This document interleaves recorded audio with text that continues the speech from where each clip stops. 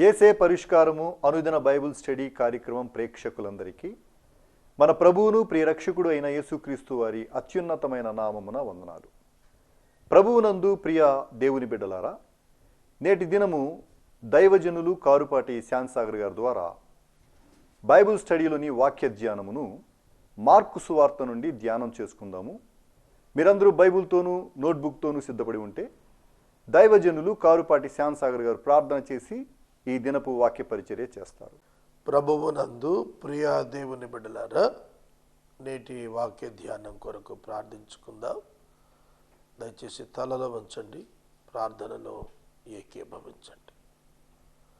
మమ్మలను మిక్కిలిగా ప్రేమిస్తున్న మా ప్రియ పరలోకపు తండ్రి, మీ పరిశుద్ధ ఘననామమునకు వందనములు, స్తోత్రములు. మార్కు సువార్త వాక్య ధ్యానాలు మాకు ప్రభు దీవెనకరంగా ఇస్తున్నారు. నేటి వాక్య ధ్యానాన్ని మా నిమిత్తము దీవించమని ప్రార్థిస్తున్నాను. ఎపిసోడ్ సహకారులు కావలను ప్రభు అనుగ్రహించండి. మా రక్షకుడైన యేసునామమున ప్రార్థిస్తున్నాము తండ్రి, ఆమెన్. ప్రభువునందు ప్రియా దేవుని బిడ్డలారా, మార్కు సువార్త చివరి వాక్య ధ్యానాలకు వచ్చాము.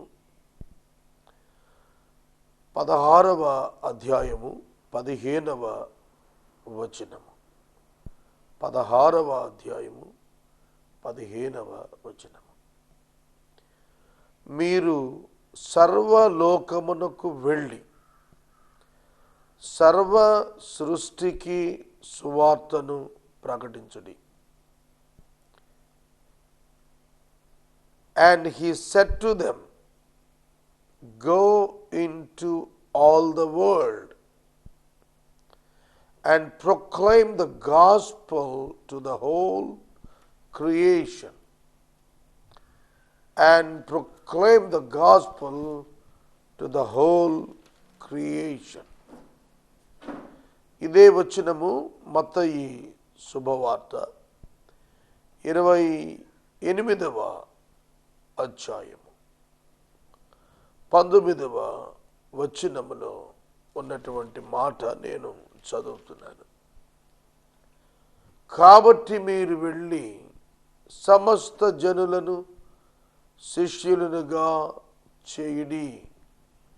Go into the all world అనేది ఇక్కడ అన్నాడు, సమస్త జనులు అన్నాడు. Go ye therefore and make disciples of all nations అన్నాడు. మత్తయిలో ఆల్ నేషన్స్ అన్నాడు, మార్కులో హోల్ వరల్డ్ అన్నాడు. తరువాత మత్తయిలో సమస్త జనులను తండ్రి యొక్కయు కుమారుని యొక్క పరిశుద్ధాత్మ యొక్కయు నామములోనికి బాప్తిస్మమిచ్చుచు అని వ్రాశాడు. మార్కు సువార్తలో సర్వ సృష్టికి సువార్తను ప్రకటించము అన్నప్పుడు సకల దేశాలకు సకల మనుషులకు అని మత్తయి సాక్ష్యం ఇస్తున్నాడు. లూకా సువార్తలో చివరి అధ్యాయము 24వ అధ్యాయం 47వ వచనంలో యెరూషలేము మొదలుకొని సమస్త జనములలో ఆయన పేరిట మారు మనసును పాప క్షమాపణయు ప్రకటింపబడునని వ్రాయబడి ఉన్నది.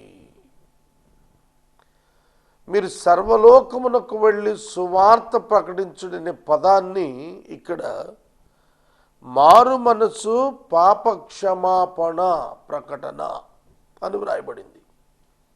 అర్థమవుతుందా? మార్క్ సర్వలోకమునకు వెళ్ళి సర్వ సృష్టికి సువార్తను ప్రకటించమంటే, మత్తయి సమస్త జనులను శిష్యులుగా చేయండి అని అంటే, లూకా మారు మనస్సు పాపక్షమాపణను సువార్తగా చెబుతూ వచ్చాడు. చెబుతూ వచ్చాడు. కనుక యోహాను సువార్తలో మనకు ఈ మాటలు కనబడవు, చివరిగా ఈ మాటలు కనబడవు. గ్రేట్ కమిషన్ గురించి వ్రాయలేదు. ప్రధానంగా మత్తయి 28 మనకు గ్రేట్ కమిషన్గా, మార్క్ 16 గ్రేట్ కమిషన్గా తీసుకుంటాం. చూడండి, మీరు సర్వలోకమునకు వెళ్ళాలి. మరియు ఆయన చెబుతున్నాడు, గద్దించిన తరువాత చెప్పాడు, వారి అవిశ్వాసాన్ని, హృదయ కాఠిన్యాన్ని రెండింటిని గద్దించిన తరువాత మీరు సర్వలోకానికి వెళ్ళండి. Go into all the world, go to all the nations, అన్ని జనాలు, అన్ని దేశాలు, అన్ని జాతులు ప్రజల యొద్దకు వెళ్ళండి. And preach the gospel to all the creation. All the creation. Creation అనేటువంటి పదం సృష్టిని సూచించడం కాదు, జనులను సూచిస్తుంది, మనుషులను సూచిస్తుంది. చాలామంది అనుకుంటారు జంతువులకు కూడా సువార్త ఏమో అనుకుంటారు. కాదు, జంతువులకు రక్షణ అవసరం లేదు. జంతువులకు ఆత్మ లేదు, ప్రాణమే ఉన్నది. జంతువులకు వివేచన లేదు. జంతువులు సృష్టించబడిన ప్రత్యేకత వేరు. మనుషులను దేవుడు సృష్టించినది దేవుని కొరకు, జంతువులను దేవుడు సృష్టించినది మానవుని కొరకు. సృష్టి 6 దినముల సృష్టి మానవుని కొరకు, 6వ దినమున చేయబడిన మానవుని సృష్టి దేవుని కొరకు. ఇది మీరు గుర్తెరగాలి. సకల సృష్టి మానవుని కొరకే. మానవుడు దేవుని కొరకు, మానవుడు దేవుని కొరకు. కనుక మనుషులలో ఒక ప్రత్యేకమైనటువంటి ఒక గుంపును తన కొరకు నియమించుకొని, తన కొరకు ఏర్పరచుకొని, పరిశుద్ధులనుగా చేసి, నీతిమంతులుగా తీర్చి, మహిమపరిచి, తనతో శాశ్వతంగా నివాసం ఉండేట్లు కలిగిన ప్రణాళిక నెరవేర్పులో సృష్టి యావత్తు ఉనికిలోనికి వచ్చింది. కాబట్టి ఆ ప్రణాళిక నెరవేరటానికి దేవుడైన ప్రభువు మాట్లాడుతూ, మీరు సర్వలోకానికి వెళ్ళండి, సర్వ సృష్టికి సువార్తను ప్రకటించండి. అంటే ఏమిటి సువార్త? అంటే పాపక్షమాపణ, మారు మనసు. మారు మనసు, పాపక్షమాపణ నా నామము పేరిట ప్రకటించండి. ఆయన నామము పేరిట ఉచితముగా పాపక్షమాపణ అనుగ్రహించబడినది. It is gospel. Repent and turn to Jesus, you will be forgiven. పశ్చాత్తాపపడి యేసునందుకు రా, యేసునందు విశ్వాసముంచు, నీవు రక్షించబడతావు, క్షమించబడతావు. ఆయన నామమునందు పాప క్షమాపణ ఉన్నది. ఎందుకనగా పాపము నిమిత్తము ప్రాయశ్చిత్తం ఆయన చేశాడు. కాబట్టి ఆయన నామమునందు తండ్రి యొక్కయు, కుమారుని యొక్కయు, పరిశుద్ధాత్మ యొక్కయు నామమైన యేసు నందు పాప క్షమాపణ ఉచితముగా అనుగ్రహించబడెను. కావున మీరు సర్వలోకమునకు వెళ్ళండి, సకల జనులకు, సర్వ సృష్టికి సువార్తను ప్రకటించండి. It is your duty. You are called for this. మీరు దీని కొరకు నియమించబడ్డారు, పిలువబడ్డారు. మీ బాధ్యత, మీ విద్యుక్త ధర్మము. ఎవ్రీ క్రిస్టియన్, ప్రతి క్రైస్తవుడు, నాట్ ఎ రిలీజియస్ వన్, మతపరమైన వాడు కాదు, మార్పు నొందినవాడు, మారు మనసు పొందినవాడు, పాప క్షమాపణ పొందినవాడు క్రైస్తవుడని పిలువబడతాడు. క్రీస్తును వెంబడించినవాడు. ప్రతి ఒక్కడు సువార్త బాధ్యత తీసుకోవాలి. సువార్త బాధ్యత తీసుకోవాలి. సువార్త ప్రకటన చేయాలి. కనుక సువార్త ప్రకటన చేయటం మత మార్పిడి కొరకు కాదు. మత మార్పిడి అనే పదము మతముల పట్ల ఆసక్తి కలిగిన వారు ఏర్పరిచినది. మత మార్పిడి అనేటువంటి పదము మతాసక్తి కలిగిన వారు ఏర్పరిచినది. మారు మనసు, పాపక్షమాపణ అనేవి దేవుడు ప్రతి మానవుని కొరకు ఏర్పరిచినవి. గుర్తుపెట్టుకోండి. ఎవరైనా ఒకరు తమ మతములో ఒక మనుషుని కలుపుకొనుటకు ప్రయత్నిస్తే దేవుడు దానిని ఖండించాడు. యేసు దానిని ఖండించాడు. మీరు మీ మతములోనికి చేర్చుకొనుటకు సముద్రమంతా తిరిగి వస్తారన్నాడు. విశ్వమంతా తిరిగి వస్తారన్నాడు. God is not interested in making people or adding people into the religion. Not at all. ఎక్కడ లేదు. కానీ ఈ మతం అనే పేరు పక్కన పెట్టండి. క్రైస్తవ మతం అనే పేరు అసలు తీసేయండి, పక్కన పెట్టండి. ప్రతి మనిషి మారు మనసు పొందాలి. ప్రతి మనిషి పశ్చాత్తాపడాలి. ప్రతి మానవుడు రక్షించబడాలి. యేసుక్రీస్తు ప్రభువును అంగీకరించి నీవు రక్షించబడాలి. రెండు దృష్టులు చెబుతాను. ఒక దృష్టి మానవ దృష్టి, రెండవ దృష్టి దేవుని దృష్టి. యేసుక్రీస్తు సువార్త ప్రకటించమన్నప్పుడు దేవుని దృష్టి కలిగిన వారై సువార్త ప్రకటించండి అన్నాడు. నా మాట జాగ్రత్తగా వినాలి. ఇప్పుడు మీరు నేను చెప్తున్నది కొంచెం శ్రద్ధ పెట్టండి వినటానికి. యేసుక్రీస్తు ప్రభువు పరలోకానికి ఆరోహణుడవుతూ చెప్పింది ఎస్టాబ్లిష్ ద క్రిస్టియన్ రిలీజియన్ అని చెప్పలేదు. నా మాట వింటున్నారా? మానవ మాట, దేవుని మాట, ఈ రెండు చెబుతున్నాను, శ్రద్ధగా ఫాలో అవ్వండి. దేవుని మాట ఏమిటంటే సకల మనుషులు ఆదామునందు పుట్టినవారు ఆదామును బట్టి పాపులై ఉండి నిత్య నరకాగ్నికి వెళుతున్నారు గనుక యేసుక్రీస్తునందు వారు పరలోక రాజ్యం చేరటానికి యేసునామాన విశ్వాసం ఉంచాలి. పశ్చాత్తాపడి పాపక్షమాపణ యేసుక్రీస్తు నామములో ఉచితంగా పొందునట్లుగా యేసునందు విశ్వసించాలి అనేది దేవుడు చెప్పాడు. ఇది దేవుని మాట.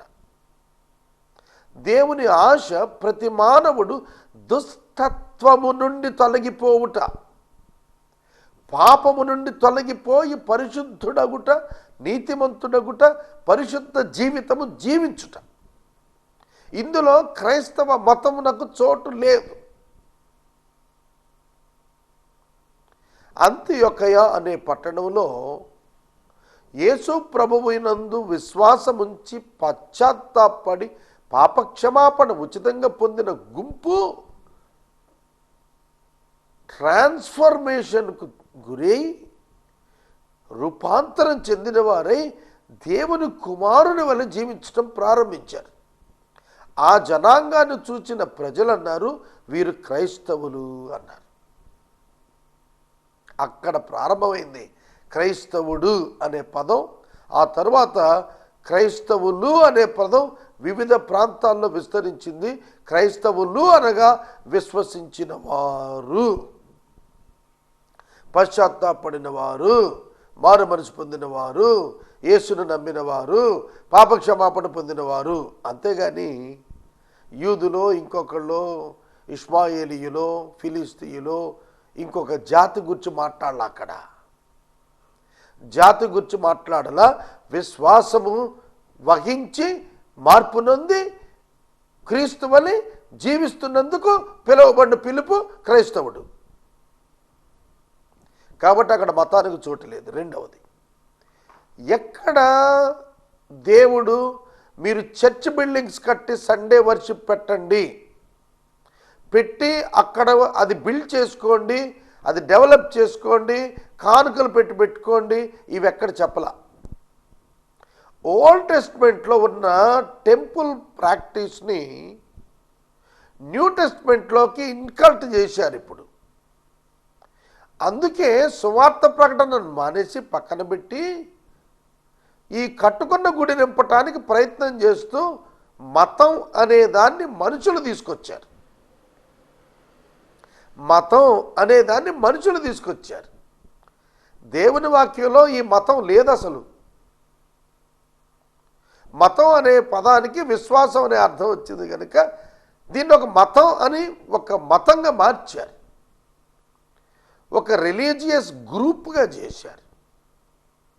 అందుకే మనుషులు ఏమనుకుంటున్నారంటే ఇప్పుడు ఎవరైనా యేసు ప్రభు గురించి సువార్త చెబుతుంటే వాళ్ళ క్రైస్తవ మతంలో చేర్చుకోవటానికి వాళ్ళు కృషి చేస్తున్నారు అనుకుంటున్నారు తప్ప ఆ మానవుడు పశ్చాత్తాపబడి రక్షించబడి పరలోకంకి వెళ్ళటం కోసం ఈ సువార్త చెబుతున్నారు అంటున్నారు తప్ప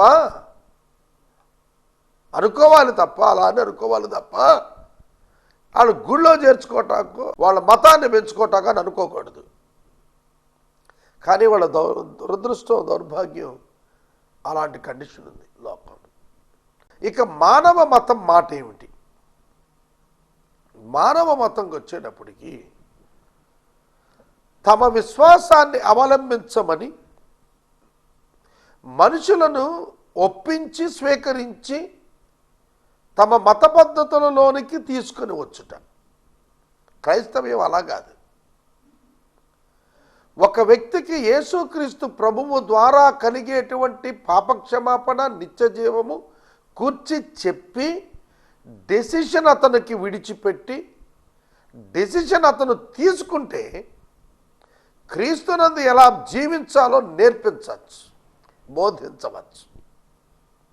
అంతేగాని ఒక చోట కూర్చి ఈ జనమంతా క్రైస్తవులను అంటాక లేదు. లేదంటే క్రైస్తవ భార్యాభర్తలకు పుట్టారు కనుక వీడు క్రైస్తవుడు అని అంటే మతం ఒప్పుకుంటుందో, ప్రభుత్వం ఒప్పుకుంటుంది, కానీ బైబిల్ ఒప్పుకోదు. తల్లి గర్భాన పుట్టిన ప్రతి మానవుడిని బైబిల్ పాపి అనే చెబుతుంది. యేసును అంగీకరించాలి, సువార్త నమ్మాలనే చెబుతుంది తప్ప క్రైస్తవ మతంలో చేరు అని చెప్పదు. దేవుని మందిరానికి వెళ్ళిపో అని చెప్పదు. ఇంకా ఏం చెప్పిందంటే సర్వలోకానికి వెళ్ళి అని చెప్పింది, కానీ దేవుని మందిరంలోకి వెళ్ళు ఆరాధన చేయని చెప్పలా న్యూ టెస్టిమెంట్. సమాజంగా కూడండి, సహవాసంగా ఉండండి, తమకు కలిగిన దానితో ప్రజలకు మేలు చేయండి అని చెప్పాడు తప్ప గుళ్ళు గోపురాలు కట్టి క్రైస్తవులు టవర్స్ కట్టుకొని ప్రహారీలు కట్టుకొని స్థలాలు గుర్చుకోమని చెప్పలా. అర్థమవుతుందా? కనుక ఈ లిటిల్ డీవియేషన్, ఈ లిటిల్ గ్యాప్ డీవియేట్ అయ్యారు. ఇవాళ నేను ఈ మాటలు చెబుతుంటే చాలామంది క్రైస్తవ మత పెద్దలు, నేను క్రైస్తవ విశ్వాసులు అనలేదు, క్రైస్తవ మత పెద్దలు who are interested in Christian religion. God is not interested in religion. God is interested in people's salvation. God is interested and God is willing in the transformation of the human beings, not in the church buildings, not in the constructions of the churches. ఇవాళ asset making అయిపోయింది church buildings, కొందరు వ్యక్తులకు, కొన్ని సంస్థలకు. No, లేదు. సర్వలోకానికి వెళ్ళిపోవాలి. You can't stagnate your self at a place, at one place. ఒక చోటే ఉండిపోయి అరే 1 కిలోమీటర్లో 30 మంది గుళ్ళు పెట్టేస్తారు. ఒక ఊరు వెళ్ళాను, సామర్లకోట దగ్గర పెద్దాపురం అని, 25 ఏళ్ల క్రితం. ఒక చర్చ్ తగు వచ్చినప్పుడు నేను అక్కడ 25 ఏళ్ల క్రితమే నేను చెప్పేది. ఆ డిస్ప్యూట్స్ని కూర్చొని డిస్కషన్ జరుగుతుంది ఒక చోట. నేను కూర్చున్నా. You can't imagine, within 1 mile of distance there are 26 churches. 26 గుళ్ళు కట్టారు, క్రైస్తవ మత ఆలయాలు. అర్థమైందా? ఇవాళ ఏలూరు వ్యాసార్థం 3 kilometers to 4 kilometers. ఏలూరు వ్యాసార్థం 3 నుంచి ఎన్ని కిలోమీటర్లు? 4 కిలోమీటర్లు మ్యాక్సిమం. ఇంకా మన చుట్టుపక్కల ఉన్నటువంటి పంచాయతీలు కలుపుకుంటే, నేను చెప్పింది కలపకపోతే అంత కూడా లేదు. ఏలూరు చాలా చిన్నదండి. వీటితో కలుపుకుంటే కార్పొరేషన్ పరిధిలోకి వీటిని కనుక తెస్తే, తేవాలని అనుకుంటున్నారు, తెస్తే సంగతి నేను చెబుతాను. తెస్తే ఆ 3 కిలోమీటర్ల 3 మైళ్ళ 4 మైళ్ళ వ్యాసార్థంలో 250 మంది సేవకులు. More than 125 to 50 church buildings ఉన్నాయి. Where is the transformation in people? క్రీస్తులు ఎక్కడున్నారు? క్రైస్తవులు ఉన్నారు. క్రైస్తవ మతం క్రీస్తు వల్ల జీవిస్తుందా అంటే కాదు. పండగలు, లెంటులు, చందాలు, కార్యక్రమాలు, ఎన్నికలు, ఇంతే. ఇది మతం. కానీ ఇది బైబిల్ లేదు. యేసుక్రీస్తు ప్రభు మారు మనసు పొంది పశ్చాత్తాపడి క్రీస్తును నమ్మి అలా ఇతరులను నీ వలే ప్రేమించి వాళ్ళకు కూడా ప్రభువుని గురించి చెప్పమన్నాడు. వాళ్ళకి చెప్పమన్నది ఏమిటో తెలుసా? క్రీస్తు ప్రేమను గురించి చెప్పమన్నాడు. వాళ్ళు పొందవలసినటువంటి రక్షణను గురించి చెప్పమన్నాడు తప్ప వాళ్ళు మందిరానికి రావాలని, బుధవారం ఉపవాస ప్రార్థనకు రావాలని, బుధవారం బైబిల్ స్టడీకి రావాలి, శుక్రవారం ఉపవాసంకి రావాలి, శనివారం ఉపవాసంకి రావాలని, ఆదివారం ఆరాధనకు రావాలి, మూవీ లేదు 3 ఆరాధనకు రావాలని ఎక్కడ చెప్పలేదు. సోదరుడు సోదరి, some Christians make it as the religion. కొందరు క్రైస్తవులు దీన్ని మతం చేసి పారేశారు. 20వ శతాబ్దపు దైవజనుడు అద్భుతమైన మాట చెప్పాడు. ఆయన bring out your pulpits from your church buildings to the markets. Oswald J Smith నాకు ఇష్టం. ఆయన పేరు వింటే ఒళ్ళు పులకరిస్తుంది. నాకేంటో తెలుసా, 21వ శతాబ్దంలో నేను ఆస్వాల్డ్ జే స్మిత్ అంతటి వాడిని అవ్వాలనుకుంటాను నేను ఎప్పుడు. Bring out your pulpits from your church buildings to the market places. ఒకటి. రెండవ మాట ఆయన చెప్పింది. రెండవ మాట, ఒక్క వ్యక్తి సువార్త వినకుండా ఉన్నప్పుడు విన్న వ్యక్తికే రెండోసారి చెప్పొద్దు అన్నాడు. అంటే ఏంటి అర్థం? That much priority to the unsaved soul. That much priority to the unsaved soul.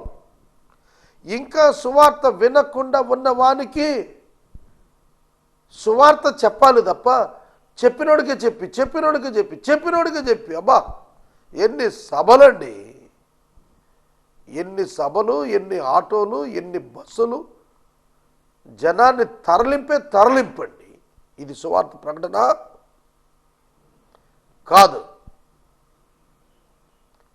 కొన్ని క్రిస్టియన్ ఛానల్స్ సువార్త ప్రకటన, ఈ ఛానల్ క్రైస్తవులను ఉద్దేశించి పెట్టాము అని రాస్తున్నారు భయపడిపోయి. ఆనాడు శిష్యులు పునరుద్ధానం తర్వాత యూదులకు భయపడి ఎట్లా దాక్కున్నారు, అట్లాంటి తత్వం అన్నమాట ఇది.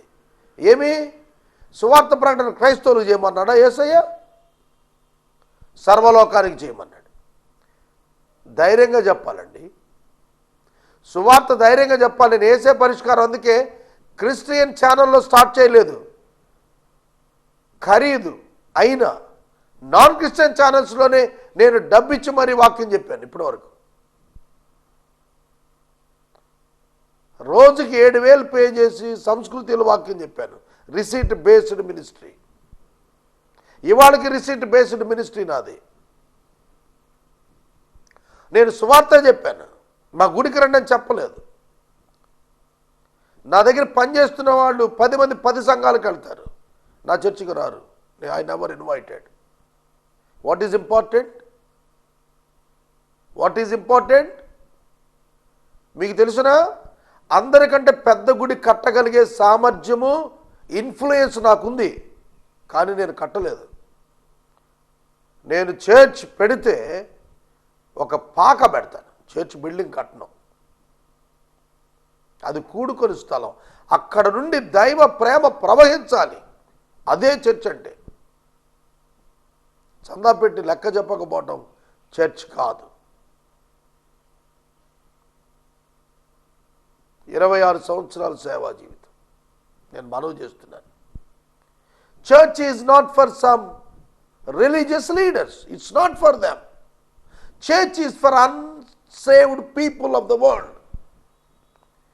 సంఘం మత నాయకుల కోసం కాదు, సంఘం సమాజం, నశిస్తున్న సమాజం కొరకు. Bring them in to the light of the God. దేవుని యొక్క వెలుగులోనికి తీసుకురావటం. దేవుని వెలుగంటే చర్చ్ బిల్డింగ్లోకి రావటం, తీసుకురావటం కాదు, చేతులెత్తి ఆరాధన చేయటం కాదు, తెల్ల బట్టలు వేసుకోవటం కాదు, హల్లెలూయా అంటం కాదు. ఒకవేళ నాది విమర్శ అని మీకు అనిపిస్తుందేమో క్రైస్తవులారా, దిస్ ఇస్ ట్రూ, ఇది సత్యము అని ప్రభు పేట నేను మనవి చేస్తున్నాను. క్రీస్తుకు కలిగిన ఈ మనస్సు మీరు కూడా కలిగి ఉండండి. ఏ మనస్సు? సర్వలోకానికి వెళ్ళాలి అని చెప్పిన ఆ మనస్సు. కనుక ఆ దినాల్లో అంతమంది ఉంటే నోవాహు ఒక్కడే ఎందుకు రక్షణ పొందాడు? Attitude, attitude, not the activity. God looks at the attitude, not the activity. Don't fool yourself by your activity. Check your attitude. You must stand before God. దేవుని ముందు నుంచోవాలి, నీ యాటిట్యూడ్ సరి చేసుకో. నేను ముగిస్తున్నాను.